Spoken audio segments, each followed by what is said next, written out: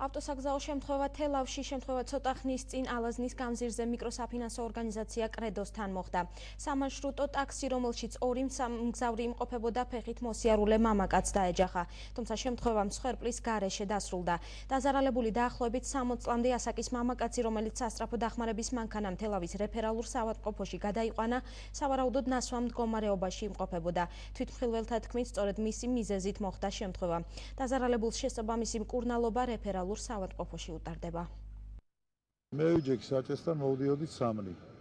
ეს ქალბატონი იყო და ის კაცი იყო კიდე. ხო და ჩვეულებრივ მოვდიოდი, ჩემ გზაზე მოვდიოდი და უცებ ბახვანის ხმა გავიგე. გადმოხდა ზედ დაეჯახა ჩემ მანქანას.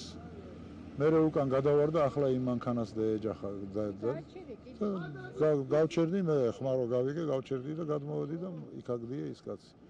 სავარაუდოდ მე მგონი აი სასადილოა და იქიდან მოდიოდა ეთყობა და რა ვიცი აქ საიდან აღმოჩნდა აზია რა წაიბარბაცა მე მგონი და დემეჯახა მე და მე კიდე დაჯახების შედეგად უკან მივაგდე აი მანქანას და იქვე მანქანის ძირშივე იწყო.